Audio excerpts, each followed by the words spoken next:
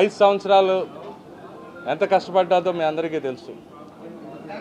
2015 నుంచి 2019 వరకు ఆనాడు వాళ్ళ కృషి, వాళ్ళ శ్రమ యావత్ రాష్ట్ర ప్రభుత్వాలకే తెలుసు.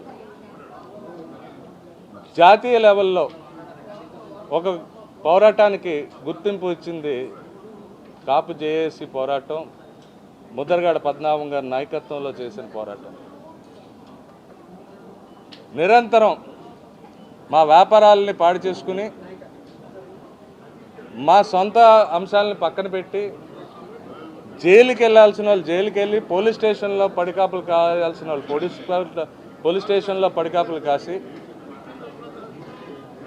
ఎంతో శ్రమించి, మరి కొంతమంది అయితే వాళ్ళ సొంత వాళ్ళని కూడా ఆ రోజు పోగొట్టుకున్నారు.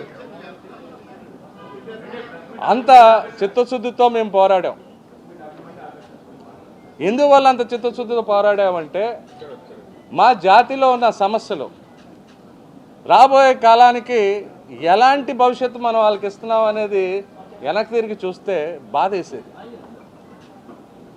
అన్ని రకాల క్వాలిటీస్ ఉంచుకొని చదువుకోవటానికి కూడా ఇబ్బంది కలుగుతున్న ఆ కుటుంబాలను చూసి,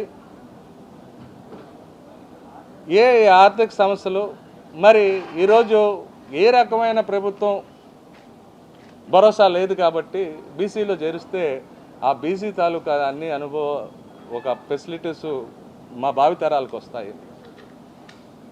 ఈరోజు మా లక్ష్యం ఒకటే, మేము చేసిన పోరాటానికి 80% మేము సక్సెస్ అయ్యాం. ఆనాటి ప్రభుత్వం దీన్ని అసెంబ్లీలో ఆమోదించి కేంద్రానికి పంపిస్తాం జరిగింది. కేంద్రం ఇప్పుడు స్టేట్కి ఇచ్చేసింది అంటుంది. ఏదో ఒకటి లిఖితపూర్వకంగా మాకు తెలియపరచాలి. ఇది కేంద్రం ఆ రోజు పంపించేసింది కాబట్టి కేంద్రం దగ్గర ఉందా, కేంద్రమే చేయాలా, లేకపోతే ఇది రాష్ట్ర ప్రభుత్వాలకి పలానా జీవో ఇచ్చాం కాబట్టి దాని ప్రకారం రాష్ట్ర ప్రభుత్వం చేస్తుందని ఏదైనా లిఖితపూర్వకంగా ఇవ్వమని కోరుతున్నాం.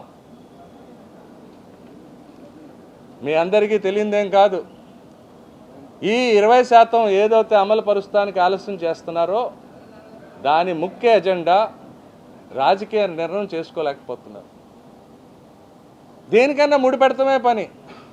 ఇది అడిగితే ఆడేమనుకుంటాడా, ఆడడిగితే ఈడేమనుకుంటాడా అని ముడిపెడతాం కాదు. ఇక్కడ న్యాయమైన కోరిక ఏంటో చూడండి. కాబట్టి ఆ 20% ఏదైతే రాజకీయ నిర్ణయం చేయాలో, ఆ 20% రాజకీయ నిర్ణయం చేయాలి అంటే దీనికన్నా మంచి సమయం లేదు. ఎలక్షన్సే సమయం. కాబట్టి ఈ ఎలక్షన్ సమయంలో మా ఓట్లు అధిక సంఖ్యలో ఉన్న మా ఓట్లు మీకు కావాలి కాబట్టి మా జాతికి ఉన్న ఇబ్బందుల్ని మీరు గుర్తించాల్సిందిగా కోరుతున్నాము. మా జాతికి ఉన్న ఇబ్బందిని మీరు గుర్తించి తక్షణమే దాన్ని అమలు పరుస్తానికి మీ కోల్డ్ స్టోరేజ్లోంచి మరి ముఖ్యంగా కేంద్ర ప్రభుత్వాన్ని మేము అడుగుతున్నాం. ఇవాళ అందరికీ కేంద్ర ప్రభుత్వం కావాల్సి వస్తుంది, మాకు కేంద్ర ప్రభుత్వం కావాలి. కానీ మా సమస్యల్ని కోల్డ్ స్టోరేజ్లోంచి బయటికి తీయండి. ముందు దాని మీద నిర్ణయం చేయండి. మా కొత్త డిమాండ్స్ కూడా పెడుతున్నాం.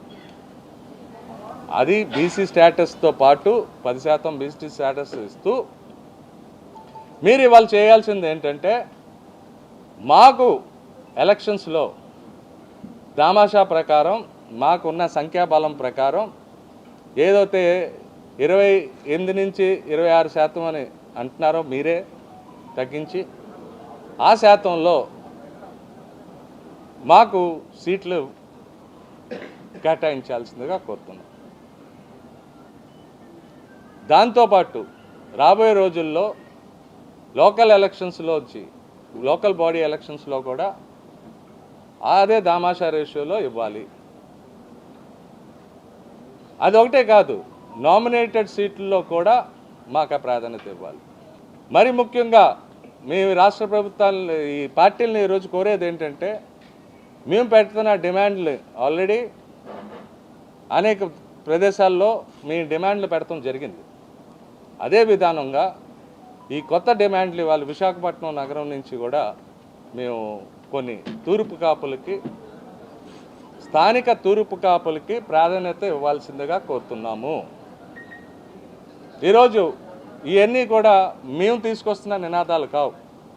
ఇవాళ పొద్దున్నుంచి దీర్ఘంగా చర్చించుకొని మరి ఇక్కడ లోకల్ ఇష్యూస్ను కూడా దృష్టిలో పెట్టుకుంటూ, ఎందుకంటే మేము చూస్తున్నాం అటే రాయలసీమలో కూడా ఇవాళ సీట్లలో మాకు ప్రాధాన్యత లేదు, ఎందుకంటే డబ్బులు లేవని వస్తున్నారు. పోలే నామినేటెడ్ సీట్లన్నీ అక్కడ మంచి ఇవ్వండి. సో అలాగా ఈ దామాషా రేషియోలో ఇచ్చే విధానంగా మా డిమాండ్లని ఏవైతే విజయవాడలో పొందుపరిచామో వాటితో పాటు ఈ డిమాండ్లు కూడా తీసుకుని చేసేటట్టు, ఈ డిమాండ్లు ఒప్పుకున్నట్టయితే రాబోయే రోజుల్లో కాపు జేఏసీ పాత్ర మీకు అవసరం అనుకుంటే, కాపు జేఏసీని గౌరవించుకుంటే ఆ కాపు జేఏసీతో పాటు ఈ ఉద్యమంలో కీలక పాత్ర వహించి నాయకత్వం వహించిన ముద్రగడ పద్మనాభం గారికి సముచితమైన స్థానం ఇస్తానంటే కాపు జేఏసీ వాళ్ళకి పనిచేస్తానికి సిద్ధం. కులం మీద, కుల సమస్యల మీద మేము మాట్లాడతాం. కాకపోతే కుల సమస్యలు సాధించుకోవడం కోసం రాజ్యాధికారం అవసరం. మీరు అర్థం చేసుకోండి, దయించి అర్థం చేసుకోండి. కుల సమస్యలు, కులానికి సంబంధించినటువంటి సమస్యల మీద మేము పట్టుమొట్టుగా జేఏసీ ప్రధాన పాత్ర దాన్ని. అయితే మా సమస్యల్లో ఇబ్బందులు ఎదురవుతున్నాయని మీ అందరికీ తెలిసింది. దాన్ని సాధించుకోవడం కోసం రాజ్యాధికారంలో రాజకీయ నిర్ణయాల వల్లే జరుగుతాయి కాబట్టి రాజ్యాధికారాన్ని కూడా మనం సాధించుకోవాలనే విషయంలో వెళ్తున్నాం. కాకపోతే మీరు అర్థం చేసుకోండి, మీరు మళ్ళీ రాజ్యాధికారం అసలు పవన్ కళ్యాణ్ గారు ఆయన ఒక రాజకీయ నాయకుడు, కుల నాయకుడు కాదు. మేము ఖండిస్తున్నాం. మళ్ళీ అందులో అనుమానం